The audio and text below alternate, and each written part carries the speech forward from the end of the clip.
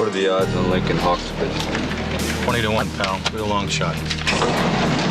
Locks, let's go. The world meets nobody halfway. Remember that. I don't have a father, sir.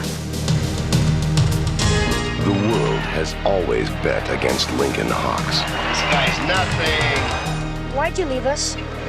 It won't happen again. What my grandson found, I don't care how you do it. Do it. But a winner never listens to the odds. Whatever happens, I want you to stay with him.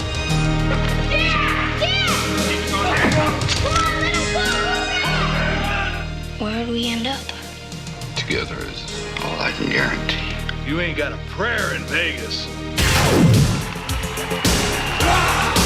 You never had anything, so you have nothing to lose. All I want to do is hurt him, cripple him, get him off the table. All I care about is you. You're my boy, you understand? The world beats nobody halfway. Now is the time to do for yourself. I'm all you. Over the top, Dad! Over the top! Sylvester Stallone, Over the Top.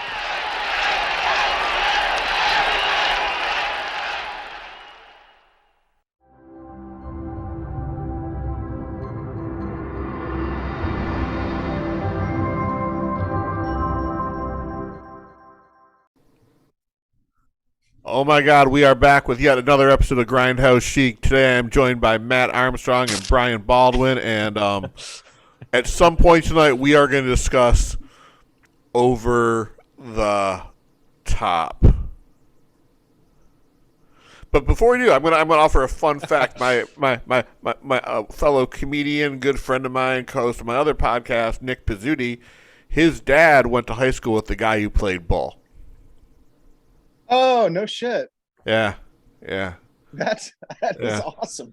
Yeah. That just connected all of my worlds. Our questioning Sylvester Stallone's film career, comedy, and movies. But before we even get to that, Brian, have you watched anything good this week? Yeah. I've actually watched quite a bit. So let's see. I started off my week with watching Girls Night Out or Scaremaker, whichever. It's a good movie. Yep. It was pretty fun. I followed that up with the other newest Arrow release of Deadly Games. That is one of the weirdest fucking movies I think I've ever seen. Have you guys watched it? I haven't opened my copy yet. No. Okay, well, I won't spoil anything. It's just one of those movies. I can't wait to hear y'all talk about it because there's so many decisions, like with the filmmaking and with the characters. You're just like, what? Like, it's very weird, but good. It was fun. What else did I watch? Evil Dead Trap. Check that out for the first time. Highly fucking recommend that. It's a great little, I think it's Japanese, 80s slasher flick. Okay. It's been a good week, in other words. Yeah, there's a couple other things I've watched, but yeah, I won't go on and on. Have you been kicked out of Grindhouse Video yet for stalking? I didn't get to go this week. Man. Well, that's going to help your stalking case where you can't say you've gone every week. That's true. Matt, what about you? Have you watched anything good?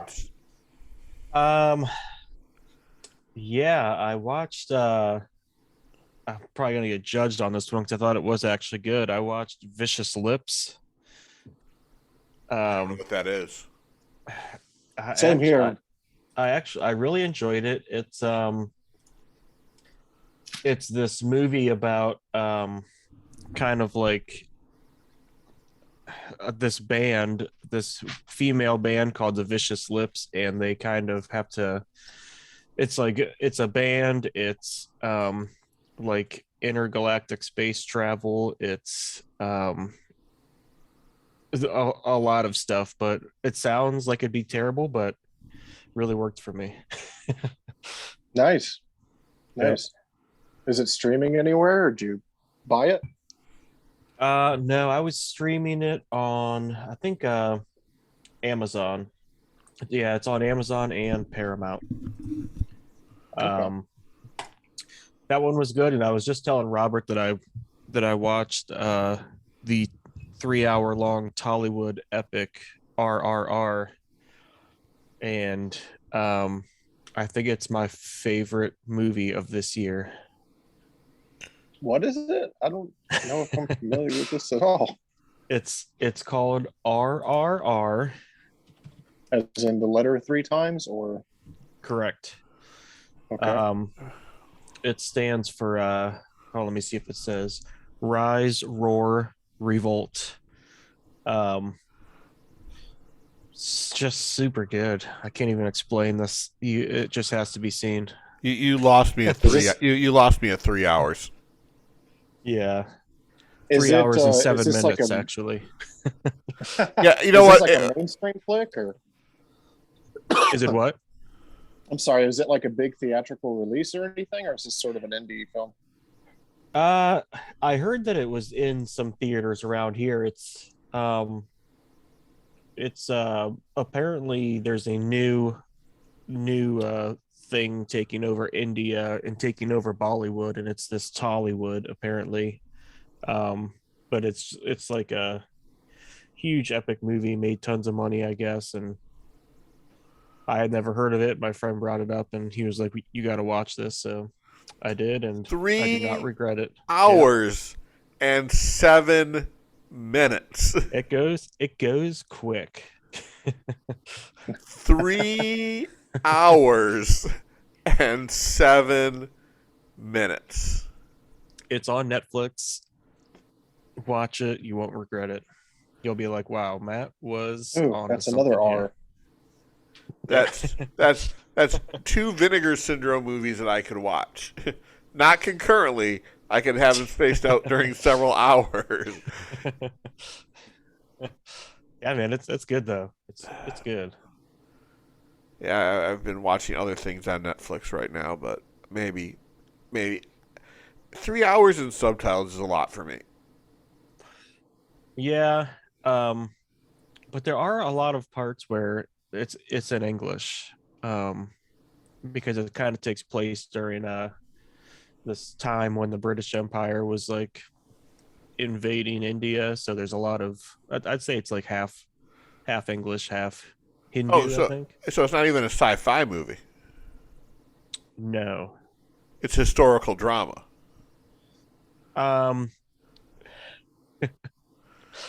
Loosely, I'll say loosely combined. Well, you're telling me 3 hours and 7 minutes, partially subtitled, loosely based historical drama.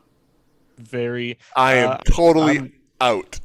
I am not going to throw the word drama in there at all. I'll say that it's every genre but that. It's not porno, and it's not horror. It's got some horror aspects, a lot of fantasy, a lot of martial arts, a lot of one incredible dance scene. Reeling me back in. You know what? It's got everything. If I want dance scenes, I will watch Voyage of the Rock Aliens. Oh no, you got to see. If anything, you just got to. I'll give you the minute mark. You got to watch this dance scene. There's suspenders involved. To be honest, do you know what my worst nightmare is?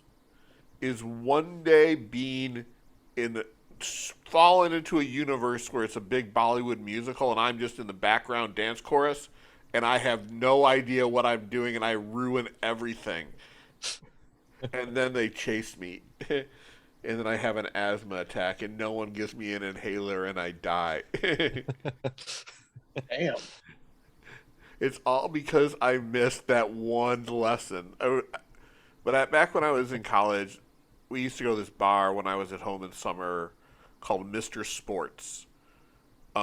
Every Monday night it was like dollar draft night, so it was like the only night I could afford to go there.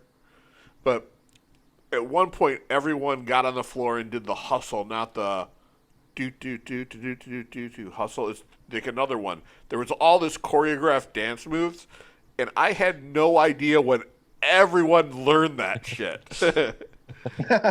It's like the chicken dance. I'm at my first wedding, and I'm not the first one I went to as a guest. Everyone's doing the chicken dance. I'm like, when the fuck did we learn this? I did not grow up in a town where dancing was illegal, and that one cool kid came to town and taught us it was okay, and my preacher father just went crazy. Did you not have like a skate rink in your town? That's where I learned it. Oh, How the that's fuck right. would you do a chicken dance in a skate rink? That's just like Different times, Robert. Yeah, you just all kind of just stood in a huge circle and they just did it over the PA system or whatever. fucking If you Ohio. didn't dance, they would kill you. Yeah. Fucking Ohio. Oh man. So all right. So you watched RR. Anything else? That took a lot of time. Vicious Lips. Finally went through Stranger Things. I've got one episode left. I think that's it. I feel like there was one other one in there, but it's not jumping out at me, so it must not have been good. All right. So before we get into the movie, I want to talk about something. I saw a video on YouTube, and I'm going to admit I did not watch it. I'm just going to go by the clickbaitish title. It was someone saying that Best Buy is no longer carrying physical media. Oh. That they have gotten rid of completely of the Blu-ray section. Now, in my store, it's one shelf base. It's one shelving unit, front and back. But I did not know that. If it's true, that's a sad day for physical media. Yeah. Yeah, I will admit, though, it doesn't really surprise me. I mean, I don't really go into Best Buy that often just because every time I do, the section gets smaller and smaller. Like, I remember, God, this was just over the course of, like, I would say maybe 3 to 4 months. So, like, we go in one time, and I was like, I remember thinking, like, oh, I'm actually kind of surprised that they have the amount that they did. And then when we went back in, like I said, 3 or 4 months later, I mean, it was like over half of that shit was gone. I was like, holy smokes. Some stores were hit worse than others. But, I mean, it feels like it's a neglected area. Like there's so many open holes in the shelves, but... Speaking of open holes and shelves, I went to Target today. We had to, what, did I interrupt somebody? Did not know where that was going to go for a second. Oh, gotcha. No, we went into Target and to get some stuff, and I wanted to pick up the Northman 4K, and it was all gone, which I was actually okay with. I was like, all right, buy that movie. Get that shit, son. But, I mean, Target's gotten even worse than Best Buy in some ways. Like, the one I go to, there's practically no movies in there at all. And yeah, they Walmart's used to kind of have...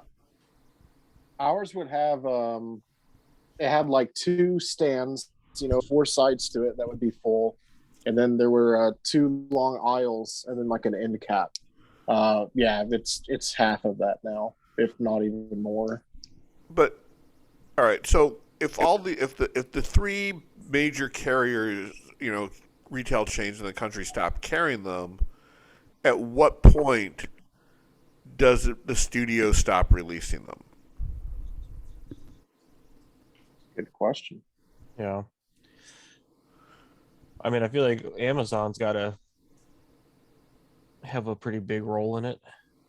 Yeah, I mean, there are the companies that still, I mean, Kino, Vinegar Syndrome, Warner Archives, but none of that stuff is sold in most in major retail stores. Mm-hmm. It's all through Amazon and... Yeah, now Target carries VS just on their website, of course, not in store. But again, and it's something I didn't really notice. Like I still buy all the Marvel films on Blu-ray and 4K, but Marvel hasn't released any of their TV shows in physical media form.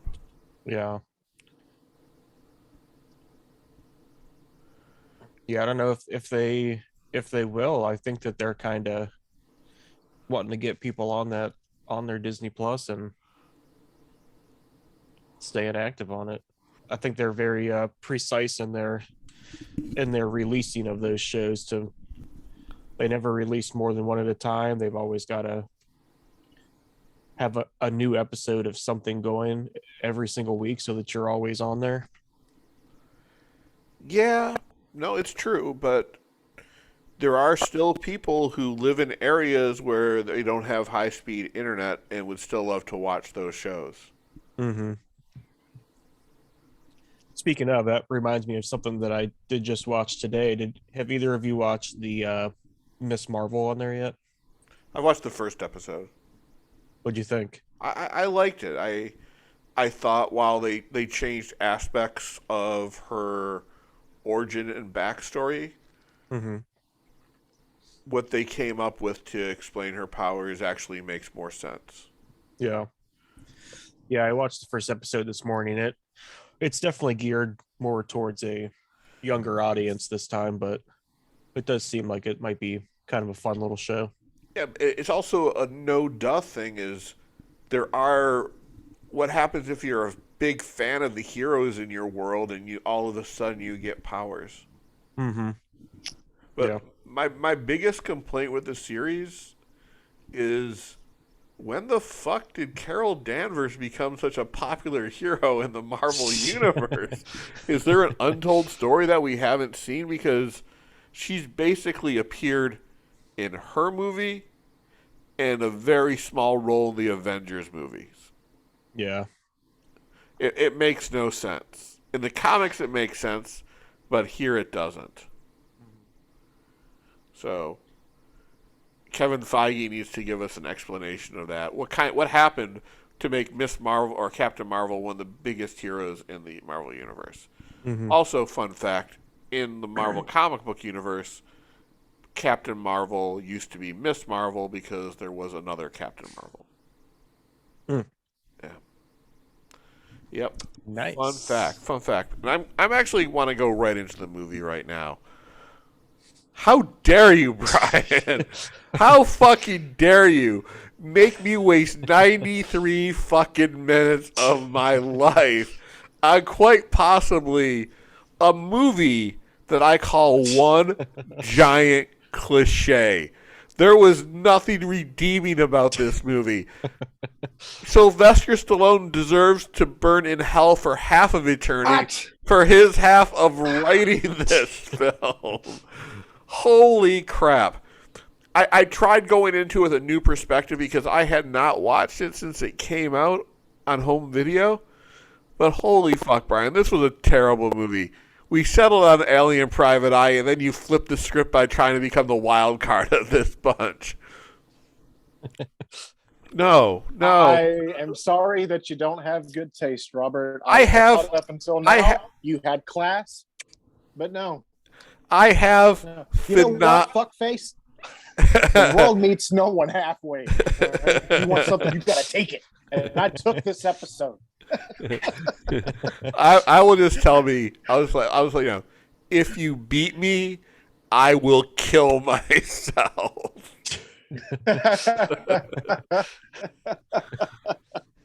All right.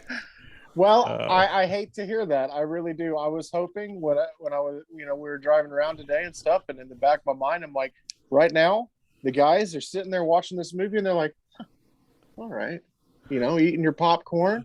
They're like, oh, this is so charming. Listen to the song, Yeah. So let me go before we even discuss it. Let me give you the biggest problem with this movie. Mm-hmm. It didn't have a fucking script. It lacked characterization. It lacked believability.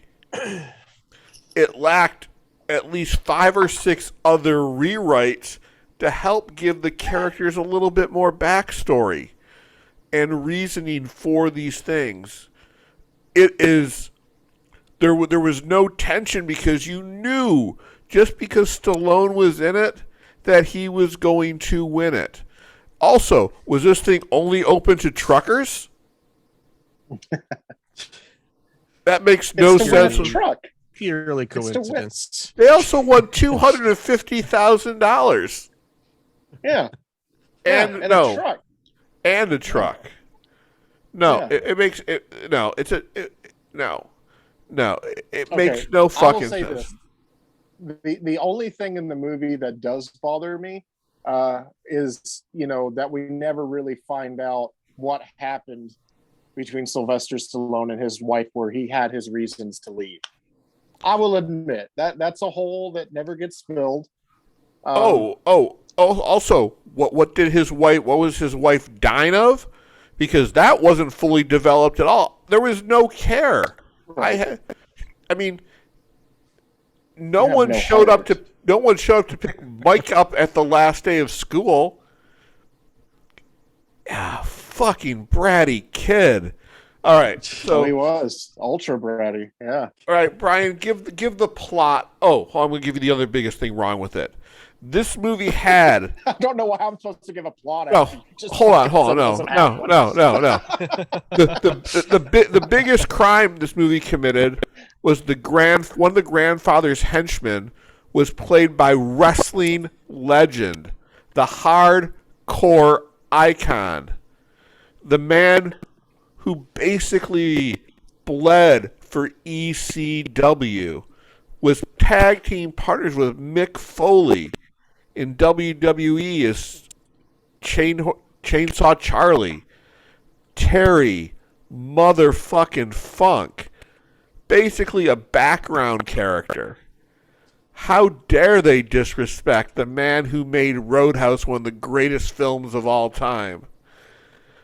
Disrespected. The greatest film of all time. One of the greatest films from all time, just as I said. All right, Brian, give the plot, because I'm parched and I need to drink some water. Okay, so over the top, we have Sylvester Stallone as our main character. He is a truck driver. His wife, who he's still married to, even though they're not together anymore, has requested that he go and pick up their son, Michael, from military camp, or military school, rather, to have some time with him to try to form a relationship, because Sylvester Stallone has not been, a part of his life, really, because he had to leave for whatever reason. So her hopes is that they can form a relationship while they drive to see her in the hospital where she will be having surgery. Sylvester Stallone, aside from being a truck driver, is also really into arm wrestling, as Robert pointed out, with other truck drivers. And yeah, I think that's roughly, it's enough. Without going into too much, we can get into all the details. You're forgetting the most part. Then he goes on a bonding trip to Vegas with his son. Mm-hmm. As they realize they are father and son, they do love each other, while being pursued by the evil grandfather, played by the only real actor in this movie, the legendary Robert Loggia.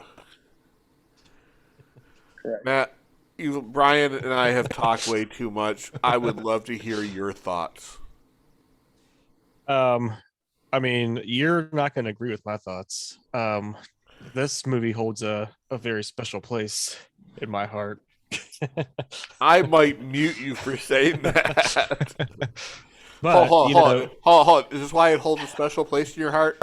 Because when your father and mom didn't pick you up at the academy, your fantasy truck driving father never showed up. Big rig never pulled up. and this movie is your ultimate wish fulfillment. It is, yeah, it is. It's a solid family film. Yeah, it is. Oh, I'm sorry. Go ahead. I feel like I honestly do think that in a way. But like Robert said, there are some things that don't line up in it. One thing that I've always noticed is the movie takes place in some sort of alternate universe where arm wrestling is the biggest sport. Like when the small child who somehow was able to buy a plane ticket and fly across the country to Vegas, he gets off the plane, goes in the airport, and they're just showing highlights on the TVs in the airport like this is the biggest event of the year. And it's some shitty little arm wrestling competition. At a Hilton. It was at a motherfucking Hilton hotel. Yeah. Probably by the airport. So yeah, I mean that kind of never really lined up with me, but I mean, to be fair, if I knew that guys were chugging fucking motor oil and eating cigars and shit while arm wrestling, it probably would be a bigger sport. I would watch that. Yeah. Well, also, Bull did some pretty low blow moves by making Sylvester Stallone hit himself. But that's the kind. That's the kind of luxury you get when you're the world arm wrestling heavyweight champion of the world. God, this movie was so fucking bad. All right, so let's start out with his name. It's Hawk. It's Hawk. Why can't it be? It felt like It felt like the Globus was trying to come up with this new franchise, and the next one would be Hawk, the rematch. It seemed like they were trying to create this character that was going to be around for a while, but it was also the dumbest fucking name. What's wrong with Lincoln That's Hawk? A badass name, man. My wife and I discussed if we ever had kids. I was like, hey, if we ever have kids and, we have a boy, Hawk, and she knows my obsession with this movie, she's like, absolutely not. Yeah, if that happens, I will call Child Protective Services so fucking fast. Because there's no way you should name your kid based on a character of a subpar Stallone movie. And yes, I am including Stop or My Mom Will Shoot in that same. I was going to make a damn joke about that movie. Yeah, I am faster than you. I'm already one step ahead. I am surprised, though. I'll be honest. Now, I don't want to make this a whole episode of us arguing or anything like that. I've grown quite fond of you, but. Is there not a part of you that can watch something that maybe shouldn't necessarily be torn apart the way we would some movies? Does that make sense? Why? It's not a good movie. Do you not?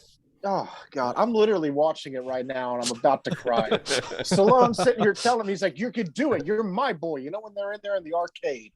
He's like, hey, you feel lucky? You feel that's also one of my biggest issues with it. The kid hated his father. The point where he realizes that his dad's an okay guy happened way too fast. The tension needed to be there.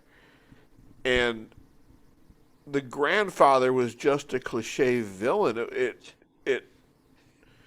You had to feel bad for him when he said Mike was the only family he had left. But by that point, I just didn't care because they gave him no depth until his last line in the movie, and by that point, it didn't matter. This movie is a lesson in bad writing and underdeveloped writing. And I understand it was canon, because they just wanted to get it out as fast as fucking possible and didn't care about quality. I'm Matt, sorry. Would you like to do another discussion at some point? I mean, I put on my little hat. I put on my shirt. You know what? Nice. You know what? I was so ready. I'm going to be quiet because I would love to hear your POV on this. I don't want you to be quiet, Robert. I think we realized Robert has never driven a big rig and doesn't know the healing properties that come with it. Fun fact. As soon as little Michael got in that seat, that relationship was saved. Fun fact. You would be wrong on that. I have been in a big rig because I used to write about them for one of the agencies I used to work at. Did you drive it though? I am a shitty driver, so no. No, not at all. Not at all. I think it's fair to mention that the music in this movie, 2 thumbs up for me. It is a fucking super solid soundtrack. And I personally, I don't mean any sarcasm with that. Like, I fucking love these songs. They're so good. Are you talking about generic rock song 1, generic rock song 2, generic rock song 3? I am. And I fucking love them. The music made me laugh so hard because they weren't songs these songs were not hits. They had no impact. Am I wrong on that? I have found yes. this song. Yeah. There, I was at a bar. This is years ago, and they had. I can't remember if it was "In This Country" or the over-the-top song on the jukebox. So I would call that a hit. Hold on, no, You know? no, that doesn't. If it's on a jukebox, it doesn't make it a hit. It sure does. Someone wanted it on there. All right. I don't think the over-the-top soundtrack is on Spotify. Well, you don't have to have that because if you're a true fan like me, then you just bought the record. I am not a true fan. I am not a true fan. I will admit it. I will. Holy shit! The Rad soundtrack is on Spotify though. No, it's not. Oh no, that's Rambo. All right. It's got some hits on it. It's got some hits. Winner. We got "Winner Takes All" by Sammy Hagar. Oh yeah, that you know what? That is a generic rock song. Though. "Meet Me Halfway" by Kenny Loggins. Banger. Yeah, that was it. That was the one that was on the jukebox. Loggins. Yes. All right. I'll you know what? I will recant my statement. It just all the music just seems so generic, and maybe it's just because this movie was. Look, man, I am sorry. I wish I had the affinity for it that you guys do, but wow. As a writer, I just noticed all the faults to it. I do think that's kind of why I like it so much because it is just like a typical 80s like not really action, but just like a typical 80s movie, and it's like you know what you're gonna get. Yeah, you got a generic movie, and this is what sucks about, and this is what I hate about this portion of Stallone's career, because when you look at his work in the 70s, he was a fucking innovator. I mean, Rocky is one of the greatest movies of all time, and with one of the greatest endings of all time because the main character did not win.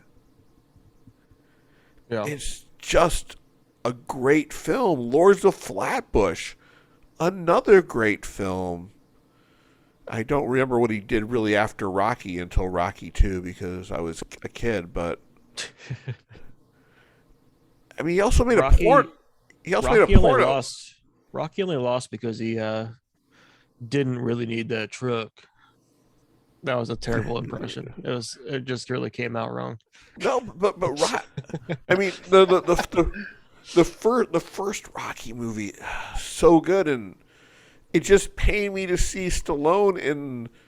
This is a Rocky knockoff plus the John Voight Ricky Schroeder classic, The Champ, but with arm wrestling instead of boxing.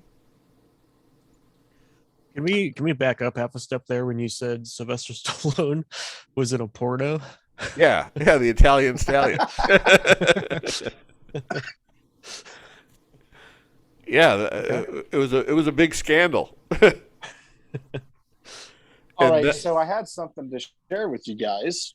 That you own the Italian Stallion on 4K, no 8K.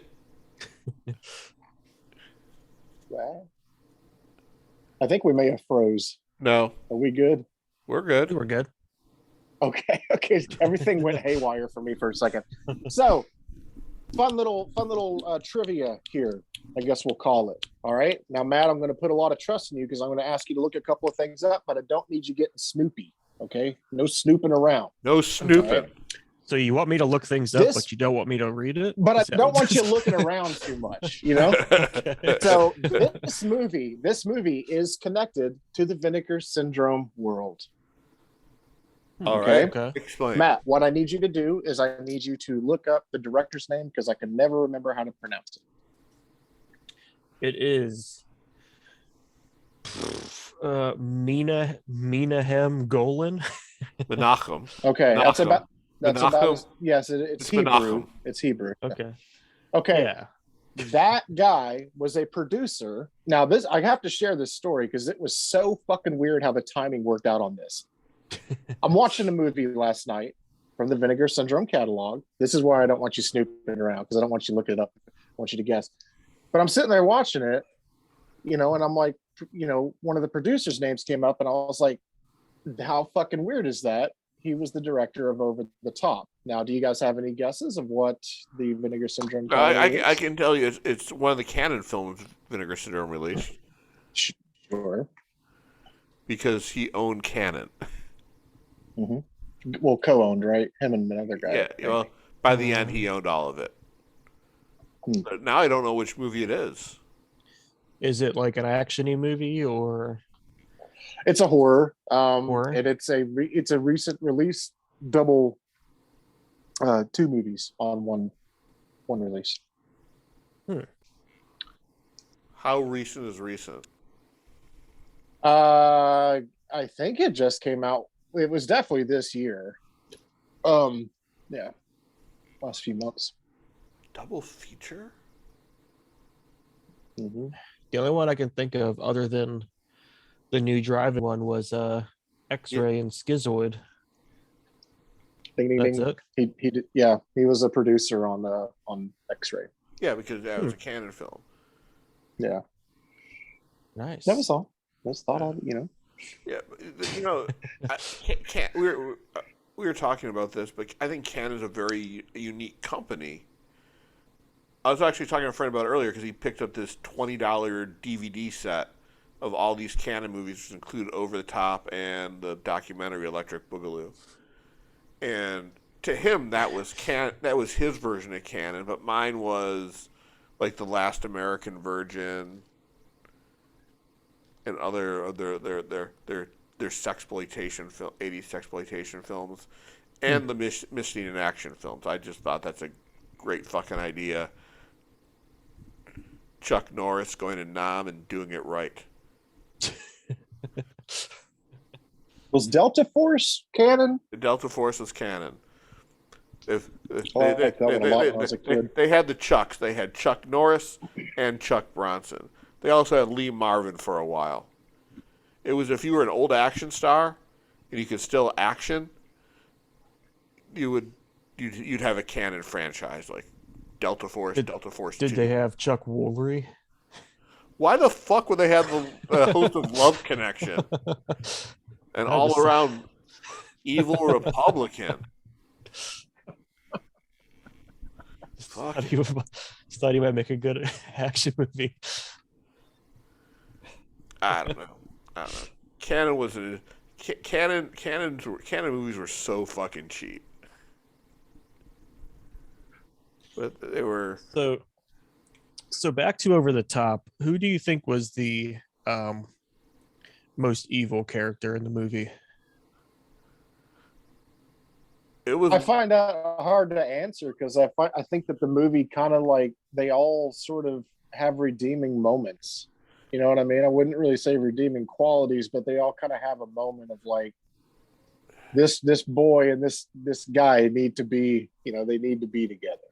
You know? I mean, I think throughout the majority of the film, the grandfather is always the one that disgusts me, you know, more than like Bull Hurley and stuff. I mean, him and Bull's relationship is almost like you view Bull as a villain, but it's almost kind of like this whole respect thing between them. I think the majority of the time, where it's, you know, they both do the same thing. They're in the same world, you know, and even though Bull is a complete dick and super aggressive and stuff, you know, he even at the end, he still admits, just kind of, there you go, you got it, you did it. Mm-hmm. That's because Bull was the champ. You didn't finish the movie, did you? I know Hawk won, but no, I did finish it. But Bull was the champ, and you will do anything you can to hold on to the championship and the prize money that comes with it. Because when you're the champ, you have all the glory. Like, the riches. Matt, back to your question too. Even with the grandfather, like at the very, very end of the movie, when he sees Michael and him together, it's just a facial expression. It doesn't even have to give a line. It's just a facial expression that shows, okay, maybe I was wrong. Yeah. Maybe he's not a bad guy. What do you think it was that he did? You know what? They mentioned drugs, but I don't know if that was a cover story. But no, the script needed the depth. It would have made it It would have made the film better. But it was obvious. This is where I'm giving you the perfect segue to do what you do every episode. Rewrite over the top, Robert. Go. Hit it. What happened? What did he do? You know what? If I wrote it, I would actually leave what he did ambiguous, but I would make it more clear that he did it to protect her. That it was all honorable, that he was doing it for her. Would you not argue that's already in the film? I mean, she's trusting him with their son. No. First of all, if they were going to imply something, they needed to a lot better at it, because I missed it. She was just a stock character. Oh, we saw she's dying. She got weaker in her second scene, and then when they got to the hospital, she was dead.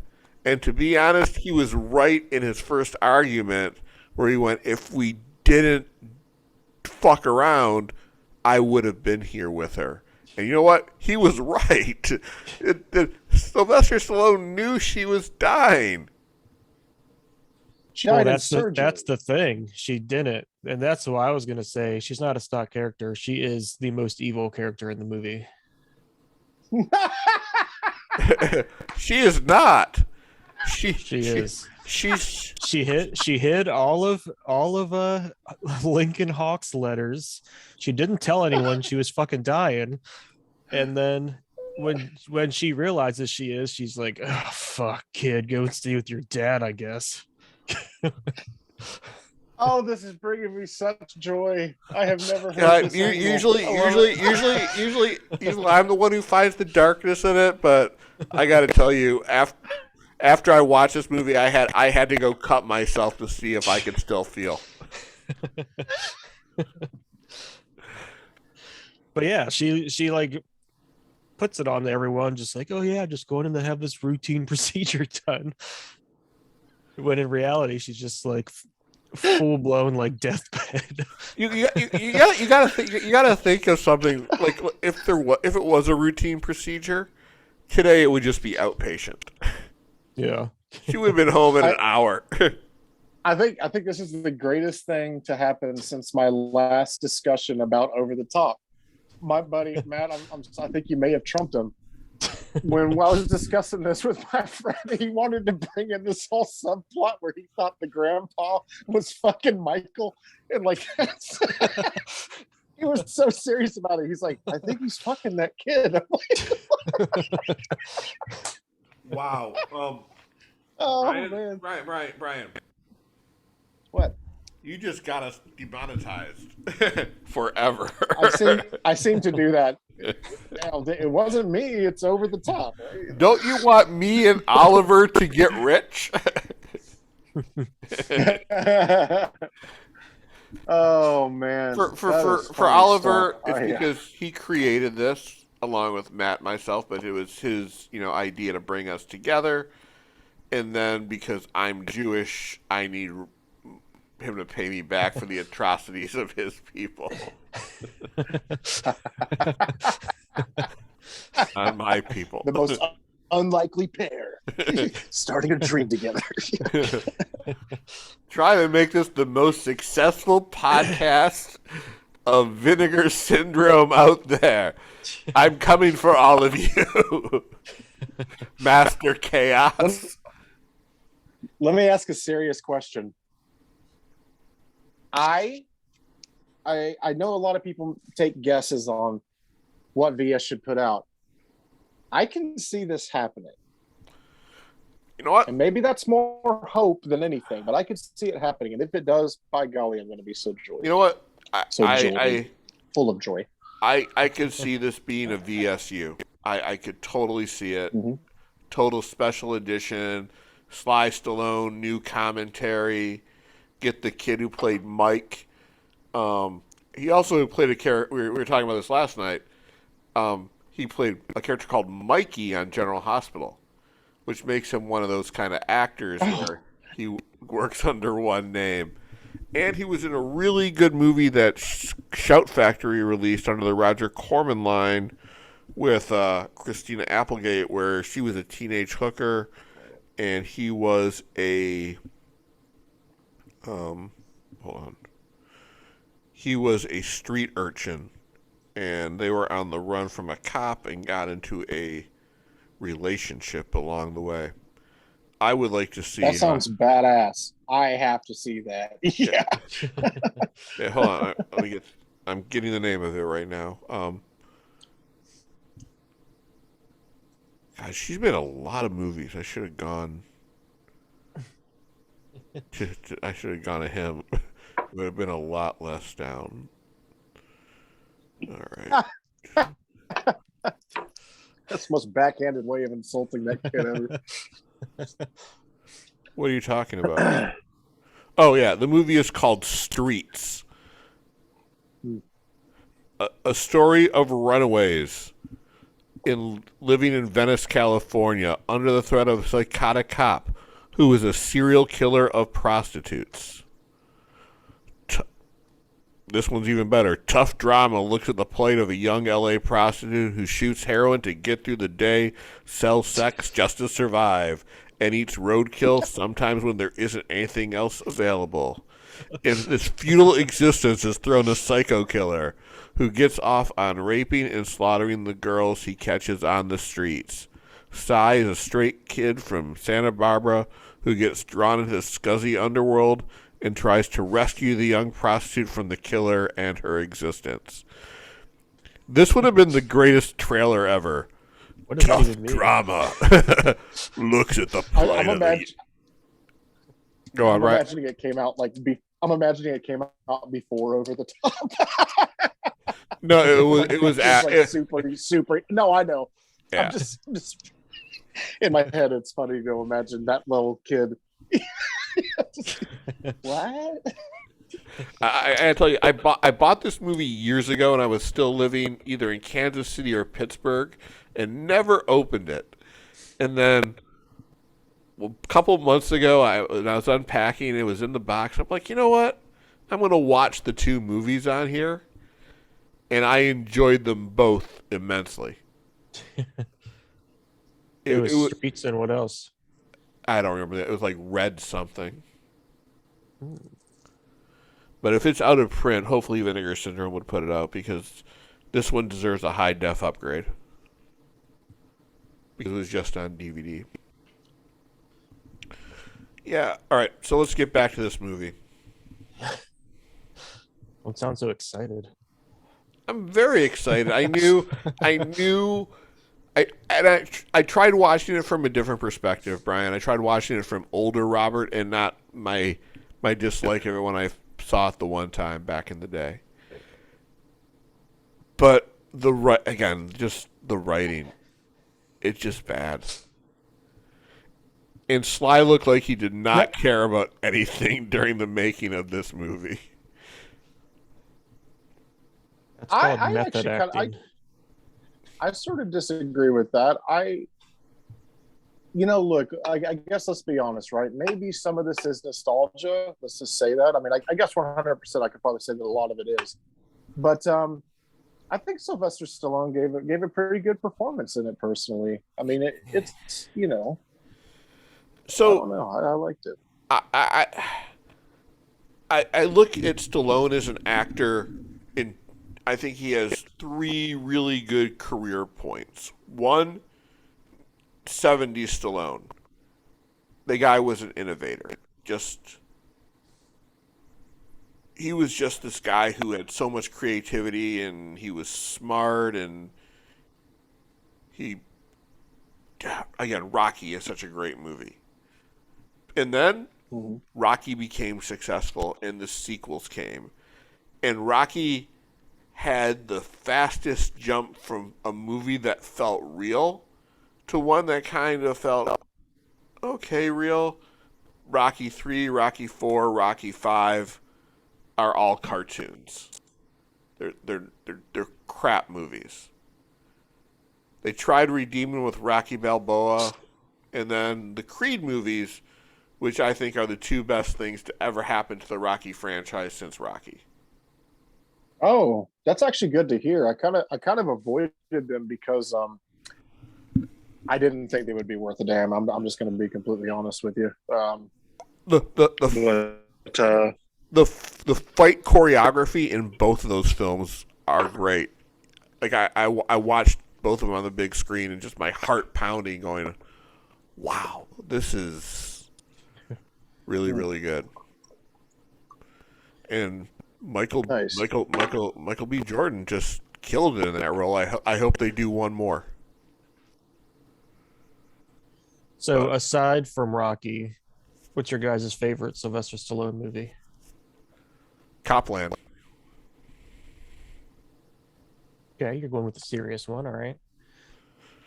I don't know if I could narrow it down to just like I thoroughly enjoy Cobra. Cobra. Cobra is a great fucking movie. I know this is gonna probably seem like kind of a lame answer, but I honest to God think that Rambo, the first entry, like, is on so many levels a really, really good film. Yeah, because I mean that story. I think a lot of people forget just how deep that movie is with the PTSD and everything. And I don't know if you guys knew this, but originally the ending was written for him to kill himself, and they took it out. Isn't that what happens in the book? I've never read the book. I'm not sure. But I'm sorry, Rambo was the fastest to jump from reality to cartoon by one movie. And then listen, I will say though that First Blood Part 2, oh God, I know how silly it is, but Jesus Christ, I love that movie. Hold on. This time. Ooh, shit. This time, do we get to win? Fucking great line right there. Yeah, dude. Yeah, you know the only line I know from Over the Top is when Mike was going over the top. Then you haven't watched it enough times, and you should do more homework. Come on. I have literally thought about getting The World Meets No One Halfway on my arm before. So fucking bad. No, it's not. But it just shows like Stallone during this time in the 80s would take any fucking role that was given to him. Mm-hmm. You guys went serious Stallone. My favorite is more of a cartoonish Stallone. Don't stop my mouth. I know. Although I did love that movie when I was a kid, but I think my favorite, because I can watch it over and over again, is Demolition Man. All right. Dude. We are forgetting. Was it Rhinestone or Rhinestone Cowboy? No. Was he in that? Hold on. IMDb will let me know.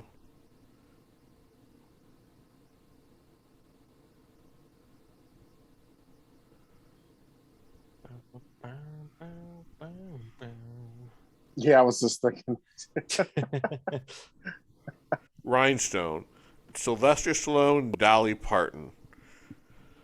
A country music star must turn an obnoxious New York cabbie into a singer in order to win a bet. All right. You just brought back all sorts of memories, man. I didn't recognize that by title, but yeah, and God, I couldn't tell you a thing about it, but I have seen it. I remember seeing that when I was a kid. Yeah. All right. That might be the only Stallone movie Vinegar Syndrome should release. or they release a box set, but they have to call it No Adrian. Because they would feature no movies with Talia Shire, who played Adrian. Get it, Brian? Yeah, this is a $1 billion idea, Vinegar Syndrome. Justin Liberty, I know you and Brad Henderson scan all of the podcasts going, all right, what are they saying about? They're like, Robert Schneider, you've done it again. We could pay you, but we are your audience. Sue us. I was just thinking back when there a second ago when Matt was mentioning Demolition Man. It hasn't been like terribly long ago that I watched it, but it has been a while. I feel like just sitting there watching it, which I had seen it, years and years ago too, but just being like, holy shit, this is definitely an example of a movie that would not be made today. I need to rewatch that one. Here's a fun fact. A lot of the movies we watch are movies that could not be remade today. Well, sure. I just remember that one for whatever reason sticking out in my mind. Like, you're almost like looking over your shoulder, like, holy crap. Yeah. Yeah. It's just so weird, like what was acceptable. Not even 10 years was acceptable 10 years ago is now frowned upon today. Mm-hmm. I mean, do you guys think cinema is becoming more liberal or more conservative? I don't know. I feel like I can think of examples in both directions. I don't know if it leans more towards one than the other. I mean, I guess you really can't say content because you can see pretty much anything online. All the studios, the regular cut or the unrated cut, they're all available streaming. Mm-hmm. Yeah, I think I have an opinion that would probably. I think you guys would probably agree with me on this because of a prior conversation we had. I believe we were discussing briefly like movies like Cannibal Holocaust and stuff. I think there's a lot of things that as a society we've grown to realize like, oh, that's not good.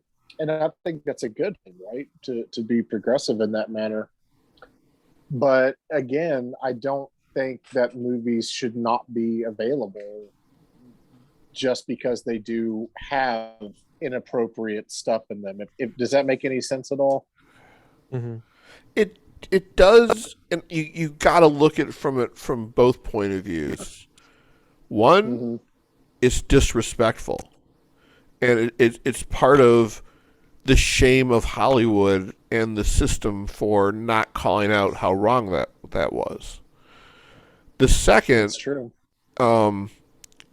It's historically important to have them out there, to have a conversation about where the way things were and why they shouldn't be that way.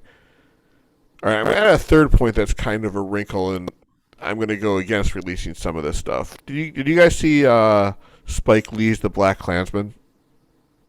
Yes. I have not seen it yet, no. First of all, what the fuck are you... How the fuck have you not seen Spike Lee's best movie since Do the Right Thing? Dude, Robert, I preached that movie hard when Rachel and I went and seen it because I was blown the fuck away. And I'll be completely honest with you, I'm not even a huge Spike Lee fan. I mean, I like some of his films, but oh my God, like, I think that one worked for a number of different reasons. Number one, it was just a fantastically made movie. Number two, the timing. And Spike Lee is never afraid to really drive home a point. And no spoilers, obviously. I literally erupted into tears at the ending of that film. Well, you were supposed to, because yeah, that film is a big fuck you to a certain ex-president who thinks he's still president. Yeah, I have not seen that, and I don't think I actually realized that was Spike Lee. Yeah, it also has one of my favorite scenes. It's not like ever or anything, but there's a beautiful scene, I guess is the way to put it, where Cornelius Brothers and Sister Rose, that song "It's Too Late to Turn Back Now." I believe. Yeah. Anyway, there's like this whole dance scene with that, and it was a perfect scene in my opinion, as far as where it was placed in the film and how it was done. It was awesome. I mean, it's done by a great director, but I'm going to go back to the point I was trying to make. There's a scene in the movie where the Klansmen and their wives are watching Griffith's Birth of a Nation. And in one of the scenes, they were cheering for the Klansmen and the atrocities they were doing in the film. A lot of these films, if they are put back in circulation, they have the potential of being misconstrued for the far alt-right groups to use to prove their point of America the way it used to be. That's the worst thing that could happen. Mm-hmm. It's true. And then we had a poster boy for all of those fuckers for 4 years. Yeah. Okay, sorry, this is not a political channel. Not yet. If it gets us, you know what? If it gets us viewers, we are. we can be bought and sold. Hello, Severin. Did you just write us a fat check and offer Oliver and myself everything for free?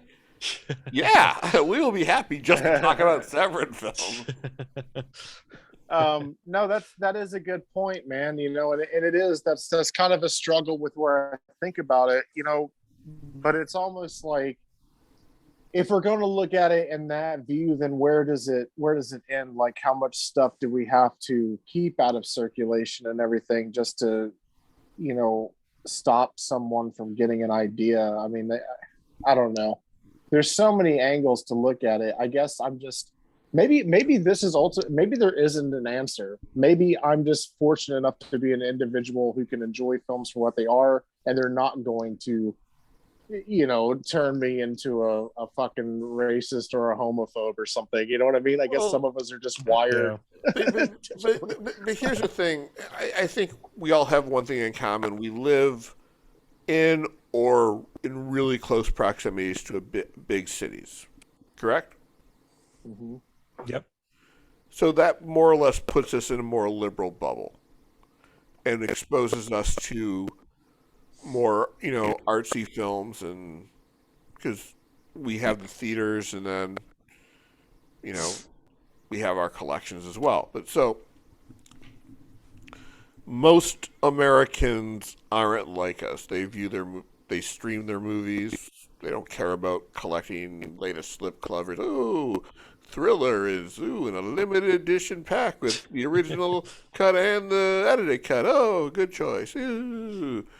They're like, what's on Netflix? What's on Fox News? And that's their bubble, and you get only a smaller viewpoint of the world. And there are exceptions of people who search that stuff out, but again, most people don't care. They don't care about movies. They'll watch something if it's good.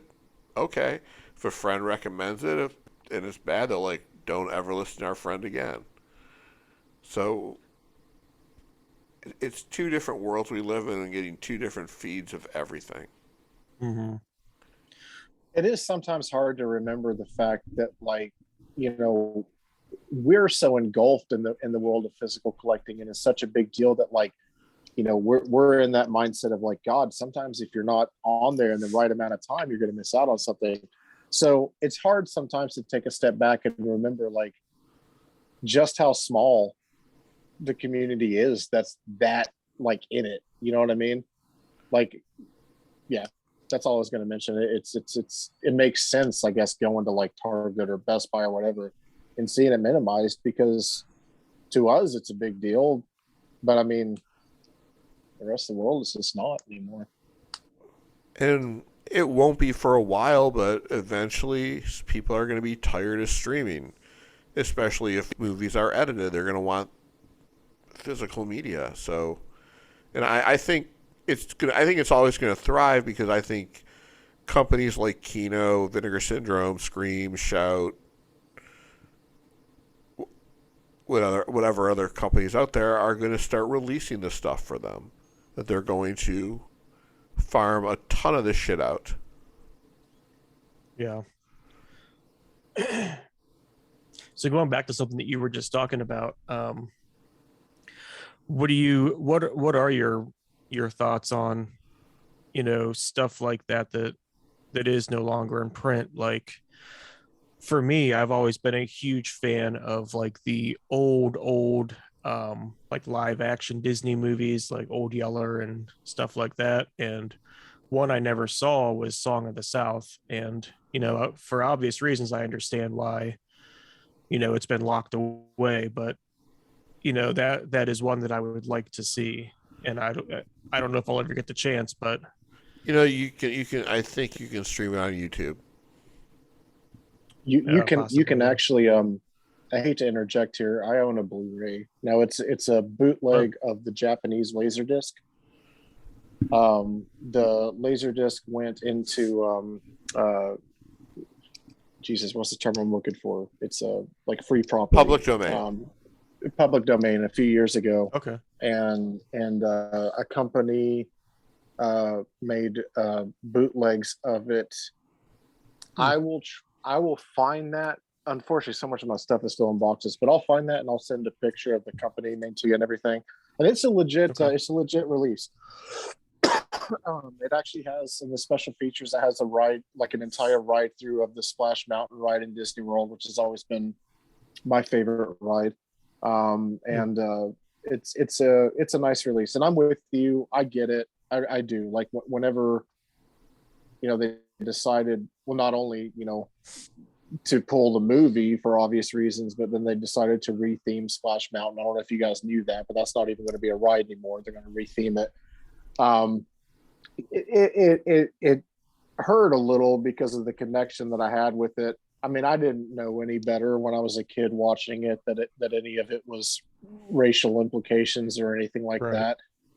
Yeah. But I do understand it, and yeah, that's one of those things. I think, again, with being, open-minded, but also into this collecting kind of the thing, that's sometimes you just have to take those hits and realize, well, sometimes there's a bigger picture than my movie collection. You know what I mean? Right. If this needs to go for obvious reasons, then just get rid of it. Mm-hmm. I think what will happen, because there is money in it, that Disney Plus will do a showing of Song of the South with a discussion. With a discussion before and afterwards about the historical significance and shame of the movie. But the people deserve to see it and have a conversation about it. Mm-hmm. Yeah, that is something that I do appreciate about Disney Plus. Is I don't remember what it was, but I went to watch something on there, and instead of cutting something out, they had a little screen at the beginning, and they were like, we want it to be seen in its original presentation, and we understand there are like these kinds of scenes or whatever, but we're not going to remove them. So I did appreciate that. Mm-hmm. I mean, yeah, I'm pretty sure there's one in front of Dumbo. Yeah, a lot of those older ones. I know exactly what you're talking about, and I felt the same way. I was like, that's such a smart and well, nice way of dealing with it. You know. Yeah. And I'm guessing by doing stuff like that might be a way to test the waters to see, all right, let's try this. Yeah. But it wouldn't be something I would keep on there. It would be for a day only and for a certain amount of time. Again, it deserves to be seen. Now, I wonder if the book the movie was based on was killed as well. The Song in the South? The book was called The Adventures or Stories of Uncle Remus. That's right.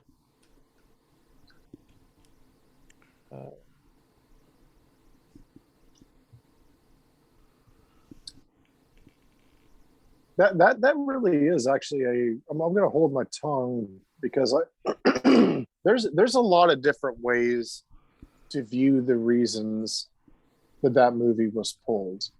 And I think every angle sort of deserves its own conversation because there's some stuff that I think over time just sort of got built up by the community because they knew it was banned. Like when you actually watch the film,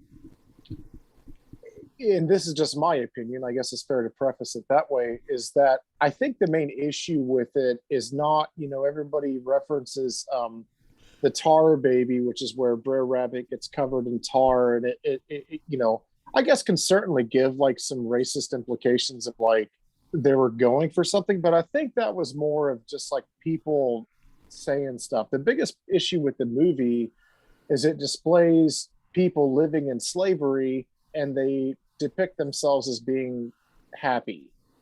Mm-hmm. Do you know what I'm saying? To me, that's the part that really just feels like, ugh, that's, didn't date well. Brian. I'm telling you, I think I have the real reason why it got pulled. Hey, Matt, can you pull up on your Google machine the year Disney went public became a publicly traded company? Became a publicly what? Traded company.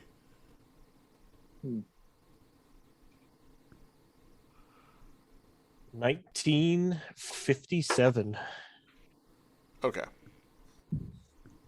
All right. I'm gonna have to revamp my thought for a second because I thought it was right on the time. All right. So, Brian, Disney is a publicly traded company that was rapidly growing at that time. The world was changing quite a bit, and they realized, it could become a news story that Disney is consistently releasing every 7 years a movie that depicts slavery in a very fictional way. That would force the stock to devalue. So much better to put that one in the vault, never to be seen again, and Disney goes, we can't release it. We will never release it. It is locked away. And the shareholders go, yay! More money for us. Buy Marvel and the Muppets. I do love the Muppets. Yeah, and now they're Disney property. Don't forget about the Shaggy Dog. The Shaggy Dog. Yeah. Yeah. Are we talking about the Fred McMurray classics, or are we? I'm sorry, the Fred McMurray and then Dean. No, it was Fred McMurray and then both. No, Dean Jones was the one in Shaggy DA. Correct. Okay. Yeah, I don't know, man. I don't know how we got on this topic from the greatest arm wrestling movie of all time, but you know why? You know why? Because we're like jazz. We go there. We're like a Charlie Parker solo. It just goes all over the place. You know what? Master Chaos, you don't make analogies like that on your show. I just want him to invite me on as one of his panelists. That way I feel like I made it in this really stupid community where we talk about movies. I don't know. I've never. Well, yeah, you know. His videos annoy me. Ah! Don't. But I mean, Brian, I guess Brian, the reason I was. Don't you dare hamper my chances of being asked to go get our channel a lot more exposure by being on the panel and being obnoxious in front of a lot more people. Yeah, I was gonna say that as soon as that came out of my mouth, I was like, "There's probably so many, well, you know, so few people who watch our videos and are like, Jesus Christ, that fat guy's annoying." Brian, you're not fat; you're big boned. Thank you, Robert. I've been telling people that for years and years. You keep on telling. Like, you should see my X-rays. That's what you get from growing up next to a power plant. All right. You know, so I don't really feel like there's, aside from like our closing notes on Over the Top, you know, we're not going to get to change your mind, Robert. Today did not go as planned for me, and I'm a little sad. But what I was going to say is the connection to VS, though, with the director, you know, being a producer on X-Ray. X-Ray was an excellent film, by the way. That was that was cool. Anyway, I don't know what to say. I can't believe you hated this movie. All right, so let's go give it. How many brand new trucks would you give this film? And you gotta say brand new trucks like you gotta say brand new trucks like Bob Barker. All right, Brian, go first. Okay, you said out of 5? Out of 5. 10. 10 what? 10 what? 10 brand new trucks. Yes. 10 brand new trucks. All right. Don't forget get your cat spayed and neutered. Woo! Brian, also, I just want to remind you right now, you just broke the rules of our scale of 5, but I will let you have 10. Matt, what about you? How many brand new trucks do you give this? You know, I'm gonna stick to my original synopsis of the movie, and I'm gonna give this 3 deadbeat moms. 3 brand new what? 3 brand new deadbeat moms. I'll take it. Oh God. I am going to give this movie a -5. Oh, that's not 0 to 5. Brian broke the rules. He set a precedent. And I will use my legalese to create a law or a policy based on this precedent for this show and this show only. Man, it's the script. It's just such bad writing, and it ruined the movie for me. It needed more of a backstory. It needed to fill in some of the pieces. It was very vague because they got a rush script. Mm-hmm. So those scores do give us an average of like 2.75, so that's pretty good. No, I should have gone farther in the negative. I was trying to be a realist. Oh man, but I do see VSU releasing this one for some god unknown reason. Because it's amazing. Yeah. Maybe they'll start their own brand, you know, another label, Over the Top Releasing, you know. Yeah. No. God bless. Dude. So we were talking the other day. we think next year's subscription will be almost $1,000. Yeah, I wouldn't doubt it. Especially with all the 4Ks and Yeah. stuff. And you can kind of see a trend as well with that happening now. I would agree with that. I think there's going to be more releases like Thriller. I think there's going to be more stuff like that popping up than we're used to seeing. Again, I mean, I've never done the year subscription, so I mean, Robert and Matt, you guys could maybe speak more on that price point. But for me, I mean, I would think that would be a reasonable price for what they're giving.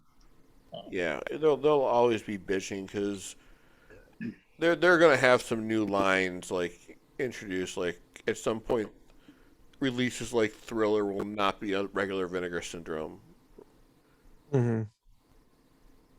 It would. I will say that so I've only done the halfway subscription, and I've done it twice, and when I did it a month ago, it was the same price as it was a year ago. So I mean, if it does go up, maybe it will, but it within the past year it hasn't, at least for the halfway. The problem is when the halfway, you really don't get a halfway. You get July, August, September, October, November. You get 5 months. Yeah. Mm-hmm. Well, plus your 50% off MSRP. Yeah. Yeah, and you get you can only you get 5 months. Yeah, you only get 5 months as well for the full year as well. I actually just thought of something that I meant to ask you guys, and I can't believe it took this long in the conversation to remember it. I don't know if there's any validity to this. I have absolutely no idea. But someone in the collectors group had posted a question about the invisible slipcase thing again. I'm like wondering what that was and when that was going to ship. And someone in the comments section had said that they had read confirmation that was essentially like a golden ticket to get a full year subscription, that they were going to start limiting those. And of course there was a lot of back and forth, but I could be wrong, but I feel like they actually even posted like screenshots of stuff that were implying like that could be coming, like that they were going to limit how many people could subscribe for the full year, and that if you purchased that invisible slipcover, then that was sort of a ticket saying, hey, you got it, you just gotta pay for it. They're going to start limiting the number of subscriptions? Again, I don't know for sure. There was someone comment section that was saying, hey, this is what I heard, and it seemed to get a lot of traction. People were talking a lot about that. There was a lot of back and forth. Some people said, no, that's not accurate. And then there were some people like, yeah, I heard the same thing. It's the internet. I mean, it's, Yeah. Who do you hear from? I personally, I wouldn't really see that happening, right? You know what? Actually, it would make sense because then they don't have to eat as much cost. Okay, well, I guess that kind of leads into a question of, has anyone ever sat down to find out what savings like you're actually making? Like, does that make sense? Like, how much do you actually save? What you save is time. That you don't have to worry about some of that stuff, and so it's more of a just a less burden of like having to catch shit. Yeah. It's more of a there is a guy in one of the Vinegar Syndrome groups who posts like his cumulative savings every month, and I want to say by like month 3 or 4 he was already it had already like paid for itself almost. I think like it was surprisingly like quick into the year. Is this like including partner labels and VSAs and stuff, or is it just strictly? I think it was just strictly. Maybe it did include partner labels. Actually, I think it did. But yeah, he broke down the yearly cost for the subscription. He broke down the um that breakdown compared to what you would pay if you weren't a subscriber. I feel like maybe partner labels were in it, but it was like maybe April that the savings like started at that point. So for the rest of the year you were good. But that would be an interesting thing if that ends up being true. The golden ticket idea. Yeah, did you guys buy one? I mean, yeah, I did. It would be bullshit, to be honest with you. Yeah. Yeah, again, I don't see it being. I don't think that's a reasonable thing, right? Like, I mean, the more subscribers they get, the better, right? Because I mean, surely they have their prices set to a certain amount to like accommodate for what they have to pay, what they, the money that it takes to put into their but restorations and employees and things like that. But something like Thriller, we got that one at unless they figured out what they were doing.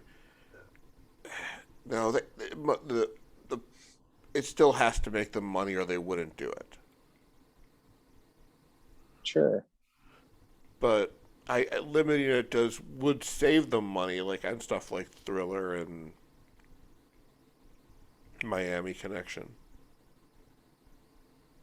That actually makes me think of something else. Do you guys think that they might ever go in a direction, or maybe they already have, like before I was introduced to Vinegar Syndrome? And actually, yeah, isn't the reason they, aside from being a part of them since the beginning, Robert, wasn't Executioner Part 2 one of the perks of being a subscriber? Like, nope. Only subscribers got that? Nope. No? Okay.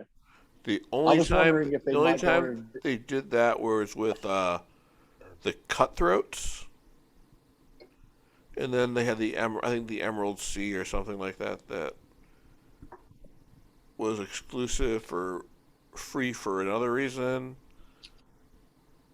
And then the 5 years, 5 films.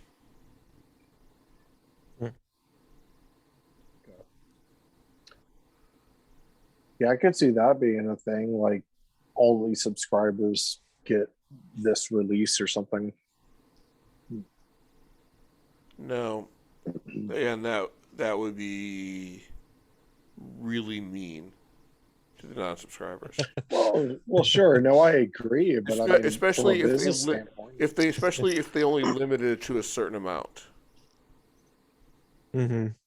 Oh well, yeah. There is that angle. Yeah. Now, then there's also the chance that, I don't know. That disturbs me if they do that, because you gotta think not everybody who ordered a translucent case is gonna get a subscription. Especially it hovers around the $1,000 mark. Mm-hmm.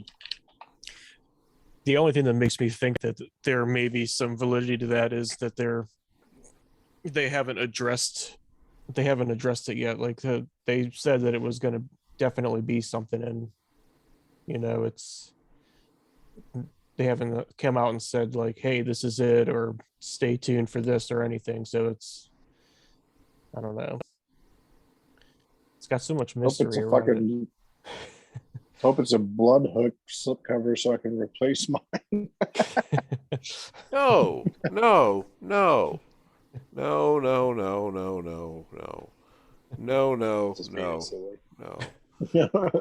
what?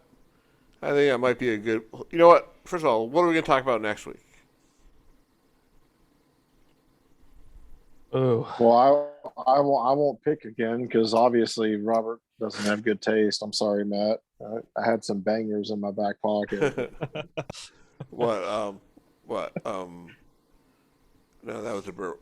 Do you want to watch the Burt Reynolds classic Sharky's Machine, or the Tom Selleck Gene Simmons vehicle Runaway? Yeah, kinda. Is that? Are we gonna go? Are we gonna go watch some Steven Seagal films? No, I hate Seagal, honestly. Well, you know what? Yeah. I had a hankering, I tell you, it's a hankering to watch Alien Private Eye. Yeah. And then, Brian, you ruined that hankering. I ruined it? How did I ruin it? By saying, instead, Robert, since you're letting me choose, we'll watch Over the Top. And then I had to go to JustWatch.com, who should be a sponsor of this show. Okay. Well, we'll let the fucking audience decide which is better, Over the Top or Alien Private Eye. For fuck's sake. They would say Alien Private Eye. Because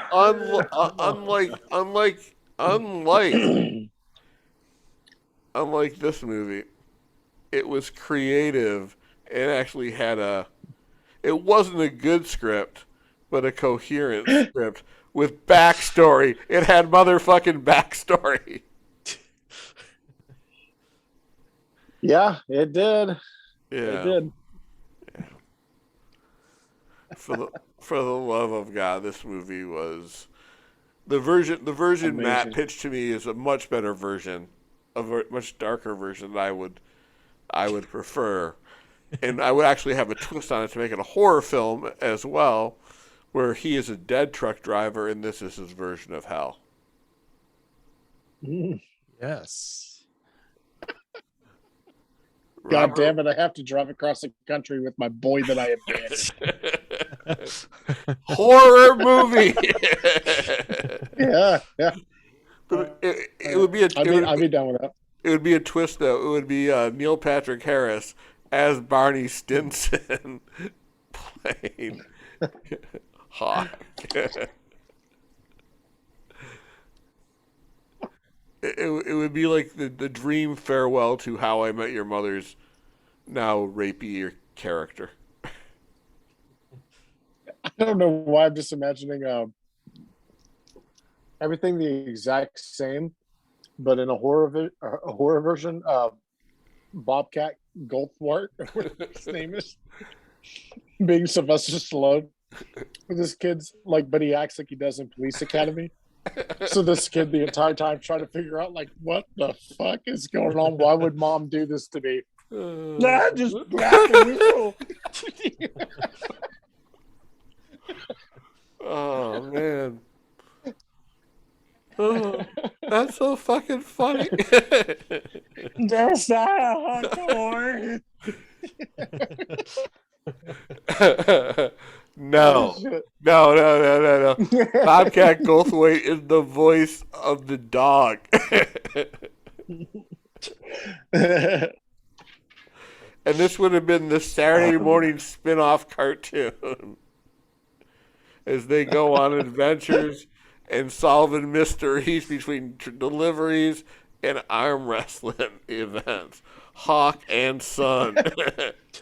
Yeah. And Over the Top Adventure. And Over the Top Adventure. Nice. I like that. Oh my God. I should have been on the Canon marketing team. They'd still be in fucking business. I gotta say, man. You know what? I'm gonna write a direct to Amazon book called Saving the 80s, where they send someone back in time to save Canon films, because if they do, the 80s will never end, which means coke will be plentiful. AIDS was not yet in existence, but it was, but we just didn't know it. And everyone was happy. Everyone was happy. Except I was just gonna say I tried to look up real quick to see if anyone had any insight on why Lincoln Hawk left his family before we ended this. Nobody has any insight, but I did see this interesting thing that It says Stallone said that this role was more demanding for him than any of the Rocky movies because he was apparently like actually doing these arm wrestling matches. And at the end, when he beats Bull and Bull like screams, that was like a real scream because Stallone dislocated Bull's elbow. That's just folklore. Or no, his shoulder. Dislocated his shoulder. Come on. Bull. Legend. Because he went over the top. Went to school with Iron Mike. You guys know the move? You guys know the move, right? What? Look. All I know is Bull went to high school with Iron Mike Pizzuti. Bull has they probably ran in the same crew, Iron Mike and Bull. That's either an R&B band name or just two thugs in whatever high school they went to. So do you think that's like is that like an illegal maneuver, like the crane kick? No, man, there's nothing's illegal in professional arm wrestling in the over the top universe. No. You actually pose a really good question, Matt, because I thought that a long time. But the glove that they put on at the end, because Hawk pulled away, so they put the glove on to make sure that they can't separate. I think that alludes to the fact that is not an illegal maneuver. It's not an illegal maneuver. It's not an illegal maneuver because he can do that within the constraint of the glove. Over the top. Okay. All right. Okay.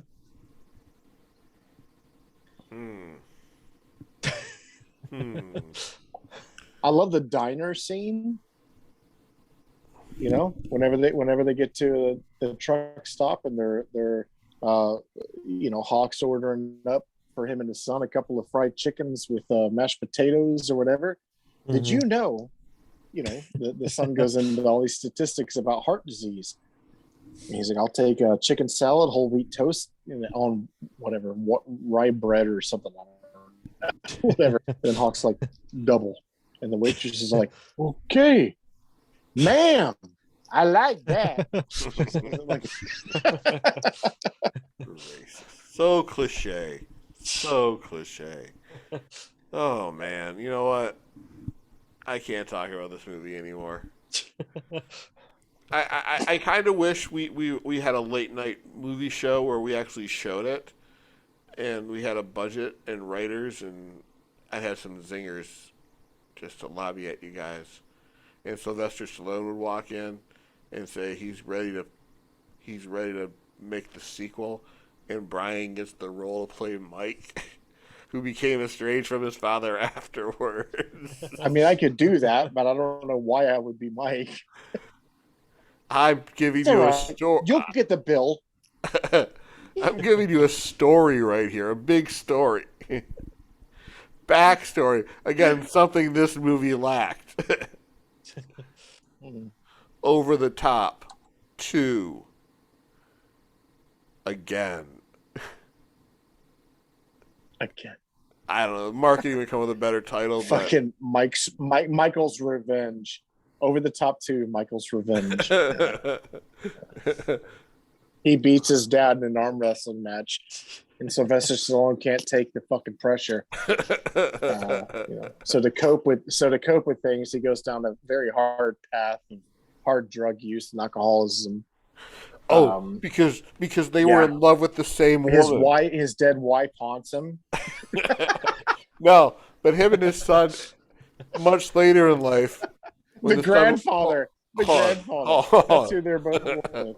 No. When the son was much older, him and his father fucked the same woman, and they couldn't handle it. That the Hawk and Son became Hawk as one trucking company, and Son as the other.